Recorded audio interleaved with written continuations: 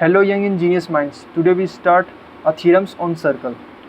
तो हम लोग जानते हैं कि सर्कल के ऊपर बहुत तरह के थ्योरम बन सकते हैं। तो स्टार्ट करते हैं। अपना पहला थ्योरम ये है कि अगर मेरे पास एक सर्कल है और इस सर्कल पर अगर मैं एक कोड ड्रॉ कर लिया, ये कोड मैंने बनाया, ठीक है, ये क्या है, कोड है। तो इस कोड से अगर मैं कोई एंगल सबटेंड करता हूँ इसके सरकमफेरेंस पर, जैसे कि मैंने ये एंगल सबटेंड किया, सपोज दिस इज थीटा। एक और एंगल मैंने सबटेंड किया इसके सरकमफेरेंस पर, this is, I don't know what is this angle, and एक और एंगल मैंने सबटेंड किया। तो यहाँ पर अपना पॉइंट ये है कि अगर मैं एक सेम कोड से, देखो ये ए है और ये बी है, अगर अपने पास सेम कोड से अगर मैं एंगल ड्रॉन करता हूँ, एंगल सबटेंड करता हूँ इसके सरकमफेरेंस पर, तो ये जितने भी एंगल्स होते हैं वे सभी के सभी क्या होते हैं, आपस में इक्वल होते हैं। तो what is the point, all the angles are equal at circumference.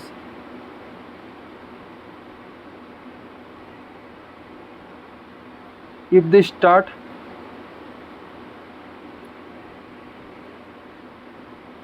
ends of same code. तो अगर अपने पास एक कोड है जिसका एंड पॉइंट से कोई सा भी एंगल सबटेंड करेंगे वो आपस में क्या होगा, इक्वल होगा, लेकिन अपना जो कोड है वो सेम होना चाहिए। अब अगेन बात करते हैं अपने सेकेंड थ्योरम के बारे में। सो सेकेंड थ्योरम ये है कि अपने पास एक सर्कल है जहाँ पर मैं कोड ड्रॉन करता हूँ। अब ये कोड, ये इस केस में जो कोड है वो इसके सेंटर से पास होता है, इस सर्कल का जो सेंटर है उससे पास होता है। तो इस केस में ये क्या हो जाएगा, इसका डायामीटर हो जाएगा। तो ये पॉइंट है यहाँ पर कि ये जो डायामीटर है ये इसके एंड पॉइंट मान लो ए और बी है। तो इससे अगर मैं इसके सरकमफेरेंस पर एक एंगल सबटेंड करता हूँ तो ये 90 डिग्री का एंगल बनाता है। सेम ये भी क्या हो जाएगा, 90 डिग्री का एंगल। सो क्या हम लोग कह सकते हैं, the angle in a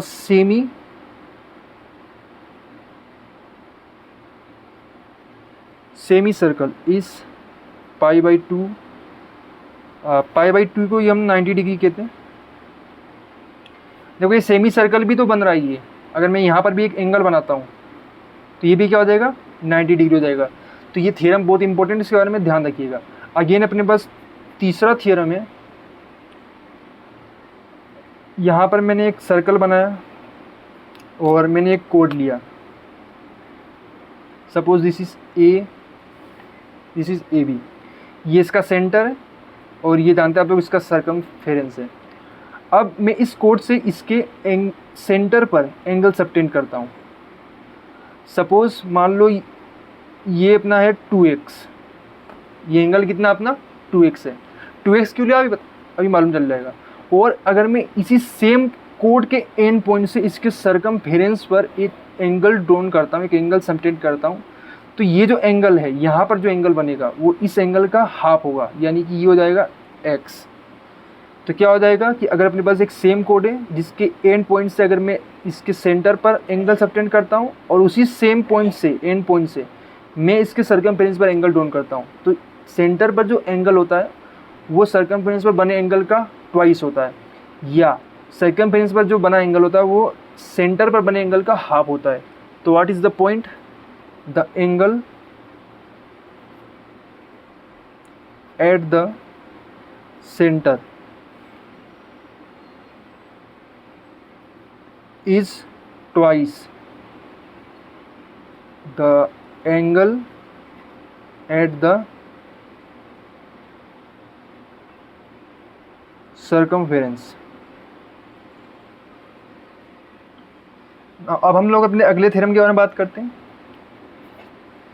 तो अगला थ्योरम ये है, एक सर्कल बनाया है मैंने अगेन इस केस में।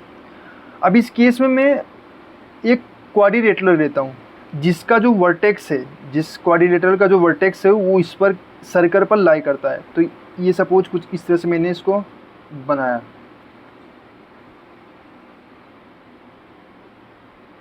अब एक क्वाड्रिलेटरल है जिसका वर्टेक्स यानी कि जिसका जो शीर्ष है ए बी सी डी, ये चारों के चारों जो वर्टेक्स हैं वो इस सर्कल पर लाई करता है। तो इस केस में क्या हो जाएगा, ये जो क्वाड्रिलेटरल है अब ये एक साइक्लिक क्वाड्रिलेटरल हो जाएगा।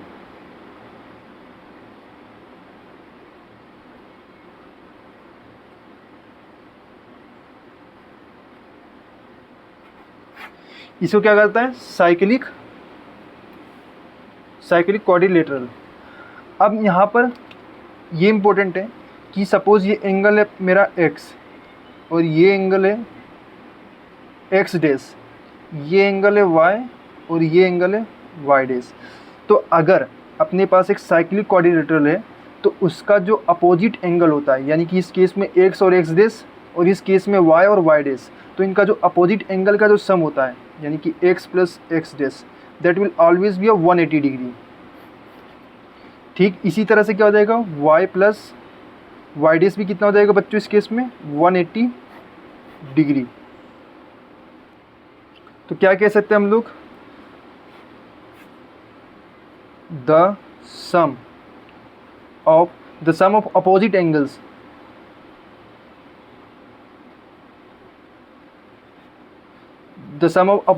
यानी कि ये इस केस में ये और इस केस में y plus y dash is the sum of opposite angles is 180 degree.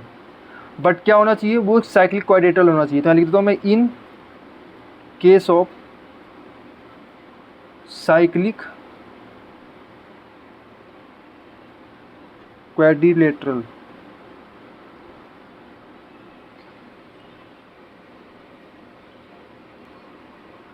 अब अपने पास एक पांचवा थ्योरम है जो कि बहुत ही इम्पोर्टेंट है। और ये थ्योरम इस प्रकार से, अगर एक सर्कल है मेरे पास, अगर मैं इसमें समझना, अगर मैं इसमें ये कोड बनाया मैंने, ठीक है, suppose this is A B, ये एक ए बी लेंथ का कोड है और मैं एक और कोड ड्रॉन करता हूँ इस सर्कल में जो कि ये सी डी। अब यहाँ पर ये इंपॉर्टेंट है कि जो ए बी लेंथ का कोड है और जो सी डी लेंथ का कोड है ये आपस में क्या है, इक्वल है। यानी कि ये दोनों के दोनों जो कोड हैं वो कैसे हैं, इक्वल। तो यहाँ पर इम्पोर्टेंट पॉइंट क्या है कि इस कोड के द्वारा सेंटर पर सबटेंड किया गया जो एंगल है वो थीटा अगर है, तो इस कोड के द्वारा भी जो एंगल पर सबटेंड किया गया एंगल होगा वो भी क्या होगा, थीटा होगा। यानी कि अगर अपने पास सेम कोड हैं, सेम लेंथ के कोड हैं, तो उनके द्वारा सेंटर पर जो सबटेंड कोण होगा वो आपस में कैसा होगा, इक्वल होगा। तो क्या बोल सकते हैं हम लोग, if two codes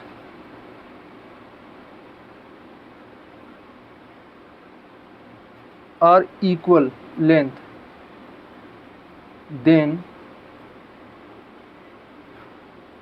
angle subtended by them at center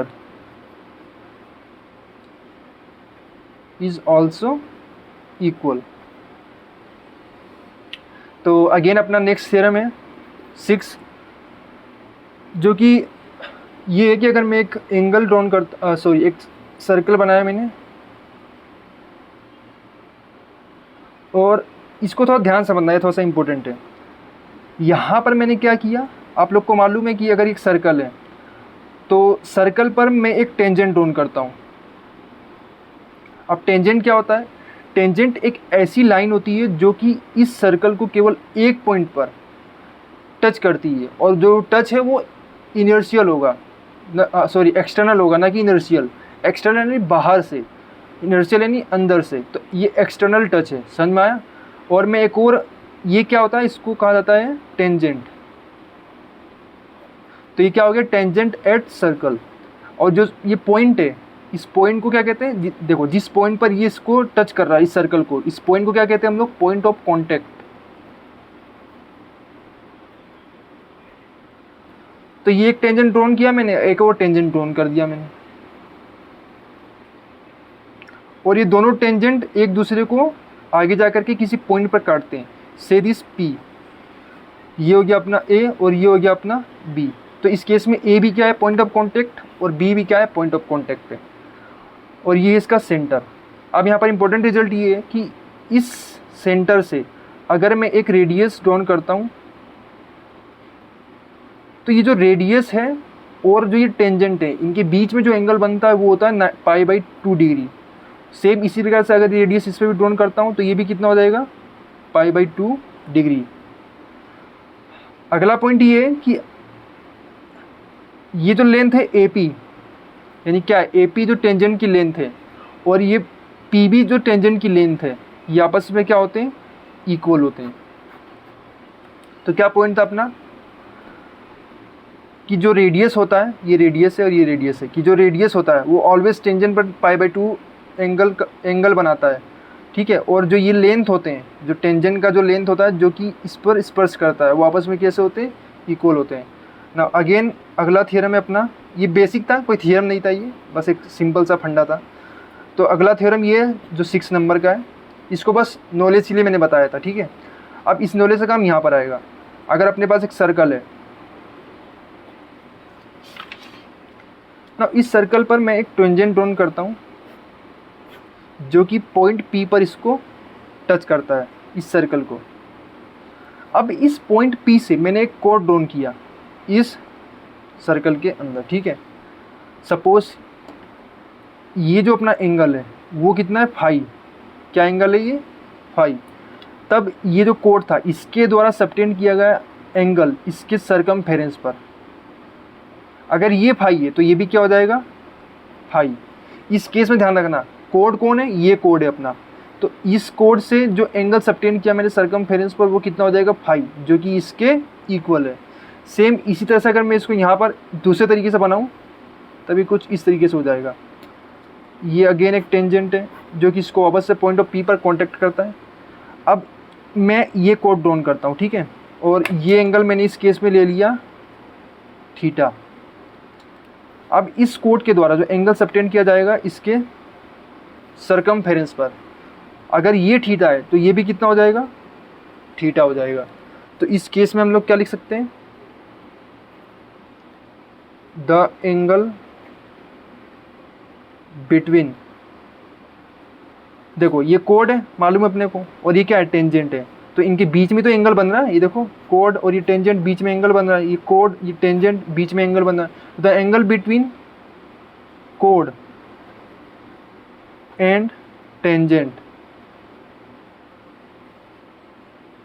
is same as the angle subtended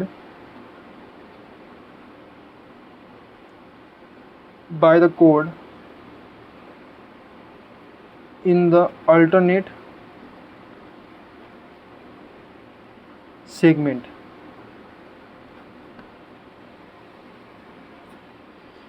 तो ये बेसिकली सभी प्रकार के जितने भी टाइप के तो थ्योरम्स बन सकते थे, ये मैंने आप सबके सब आपके सामने बता दिया आप लोगों को। एक और थ्योरम बन सकता है जो कि मैं बताने में थोड़ा इंटरेस्टेड हूँ।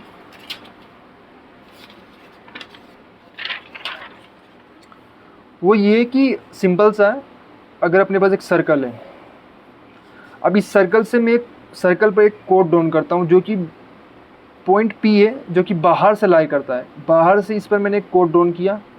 ये कोड है ना, ये सपोज ये A है, ये B है। ये जो कोड है वो कहाँ से मैंने ड्रॉन किया है, पॉइंट P से। एक और कोड मैंने ड्रॉन किया है,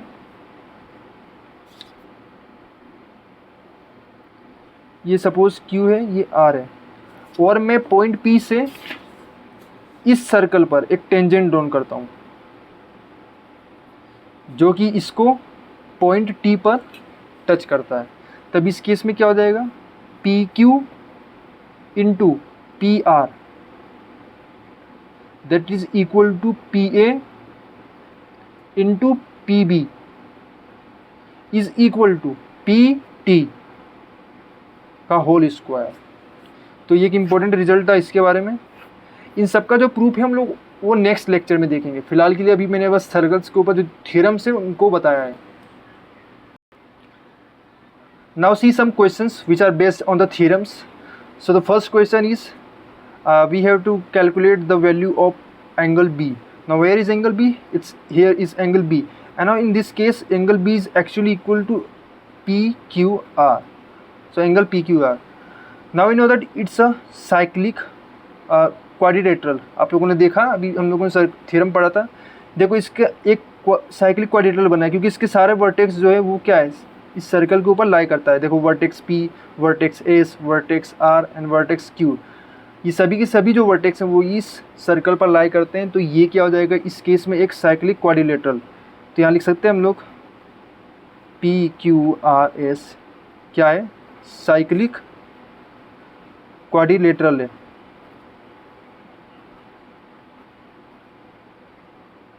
तो साइक्लिक क्वाड्रिलेटरल तो क्या हो गया, देखो यहाँ पर हम जानते हैं कि जो अपोजिट एंगल्स होते हैं वो क्या होते हैं आपस में, उनका जो सम है वो 180 डिग्री के इक्वल होता है. तो यहाँ पर एंगल x प्लस ये जो एंगल है इनका सम कितना होगा 180. भाई देखो अपोजिट कौन है, ये और ये एंगल और ये एंगल अपोजिट है, तो इनका तो कोई काम है नहीं, अपने को इसी से काम हो जा रहा है. तो ये एंगल x और ये एंगल 100, इनका सम कितना होगा 180 डिग्री. तो यहाँ से एंगल x कितना है अपने पास 80 डिग्री आ गया है. ना अब हम लोग देख सकते हैं कि अगर मैं यहाँ पर एक कोड ड्रॉन करता हूँ P से R पर, तब तुम लोग ध्यान से देखो कि ये क्या है, एक कोड है. इस कोड से दो एक एंगल सबटेंड हो रहा है कहाँ पर, इसके सेंटर पर. देखो खुद देखो, ये कोड है भाई, और इस कोड से क्या हो रहा है, एक एंगल सबटेंड हो रहा है एक एंगल सबटेंड हो रहा है इसके सेंटर पर, और वो एक एंगल सबटेंड हो रहा है इसके सरकमफेरेंस पर. तो हम जानते हैं कि इस एंगल और इस एंगल में एक रिलेशन होता है. वो रिलेशन ये है कि जो एंगल x है और जो ये एंगल b है ये इसका 2 टाइम्स होता है. यानी कि जो एंगल b है वो क्या हो जाएगा 2 कोण x. नॉट इज कोण x, एंगल x क्या है अपने पास, एंगल x यहाँ पर 80 डिग्री है, तो 2 into 80 degree which is equal to 160 degree. तो यहाँ पर एंगल b कितना हो गया 160. सिंपल सा यार, क्या है देखो ये कितना अपना 80 डिग्री है, तो ये कितना होगा इसका 2 टाइम्स, कितना हो जाएगा 160 डिग्री. नाउ अगेन क्वेश्चन, एक और क्वेश्चन है मेरे पास, कहाँ है ये देखो. इस क्वेश्चन में पहले एक इन्फॉर्मेशन दिया, मैं आपको बता देता हूँ.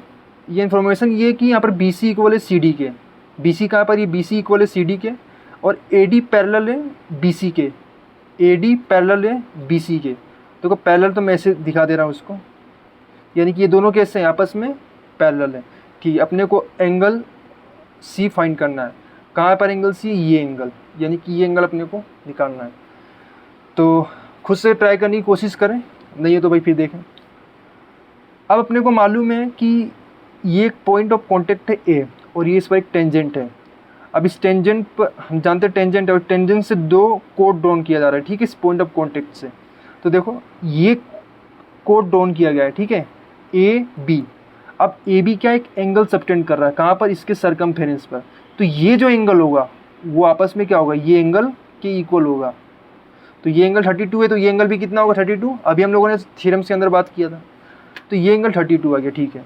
अब हम जानते हैं क्या यहाँ पर AD पैरेलल है BC के, AD पैरेलल है BC के. तो आप लोगों ने ये कोण पढ़ा होगा बचपन में कि अगर 2 लाइंस पैरेलल होती हैं तो ये एंगल और ये एंगल कैसे होते हैं, आपस में इक्वल होते हैं. सेम यहाँ पर भी वही सिनेरियो बन रहा है. देखो ये देखो Z बन रहा है, ये और ये देखो ये Z बन गया. तो ये जो एंगल है और ये जो एंगल है वो कैसा होगा, इक्वल होगा. भले तुमको Z ना दिख रहा हो, लेकिन यार वो दिया है ना. देखो AD क्या है, पैरेलल है BC के, तो ये एंगल और ये एंगल कैसा हो जाएगा 32 degree. Now you know that BC is equal to CD. ये और ये लाइन कैसे, मतलब जो ये साइड्स हैं वो कैसी हैं, इक्वल है. अब हम जानते हैं कि अगर एक ट्राइंगल में 2 साइड्स इक्वल होती हैं तो ये जो 2 एंगल बनते हैं, सम्मुख एंगल जिसको सामने का एंगल कहा जाता है, ये भी क्या होता है आपस में इक्वल होता है. तो ये अगर थीटा तो ये भी कितना हो जाएगा थीटा. तो ये अगर 32 है तो ये भी कितना हो जाएगा 32. नाउ 2 एंगल से मालूम चलेगा अपने को एक एंगल निकालना है, तो कौन सा बड़ा पहाड़ है निकाल लो. कोण C प्लस 32 is equal to 64 is equal to 180, है ना, ये सभी एंगल्स का सम कितना होता है 180, तो एंगल सी कितना आ जाएगा 180 माइनस 64 ना, ये आ गया अपने पास 116 डिग्री। एक लास्ट क्वेश्चन देख लेते हैं। तो ये रहा अपना लास्ट क्वेश्चन, थोड़ा सा टफ लिया है मैंने जानबूझ करके ताकि आप लोग को और अच्छा लगे। तो क्या दिया गया है भाई, कैलकुलेट करना अपने को BCF। ना वेयर इज़ BCF, BCF। तो ये जो एंगल दिख रहा है रेड वाला, ये अपने को फाइंड करना है इसमें। तो ठीक है, तो सबसे पहले देखते हैं क्या क्या इन्फॉर्मेशन दिया गया है। ये एक टेंजेंट है, ठीक है। C इसका पॉइंट ऑफ कॉन्टेक्ट है। एंगल A दिया गया अपने को 35 डिग्री। ओके, देखो अगर ये एंगल 35 है और ये जानते हैं हम ये दोनों साइड्स कैसे हैं, इसको मैं नाम दे देता हूँ R, देना भूल गया हूँ शायद। तो AR क्या है, इक्वल है CR के, यानी कि ये दोनों एंगल, ये क्या है, एक समद्विबाहु त्रिभुज है भाई, है ना, क्वाड्रिलेटरल ट्रायंगल बन रहा है यहाँ पर। तो इस केस में ये 35 है तो ये भी कितना हो जाएगा 35 हो जाएगा। अब ये 35, ये 35, तो ये एंगल कितना हो जाएगा अपने पास 110, निकाल लो आप लोग, है ना। तो एंगल आर कितना देगा अपने पास 110 डिग्री, ठीक है। अब ना ये टेंजेंट है और इसके पॉइंट ऑफ कॉन्टेक्ट से ये एक कोड ड्रॉन किया गया है, ठीक है। ये कोड है, ये एक कोड है, देखो ध्यान से, और ये एक कोड है। तो देखो इस कोड के साथ तो कोई एंगल सबटेंड हो नहीं रहा है, तो ये एक कोड है ना AC क्या है, एक कोड है, और ये कोड इस पर, इसके सरकमफेरेंस पर कितना एंगल सबटेंड कर रहा है 110 डिग्री का, ठीक है। तो ये 110 है, तो ये पूरा कितना हो जाएगा, ये पूरा भी कितना हो जाएगा 110, ठीक है। तो ये 110 आई अपने पास।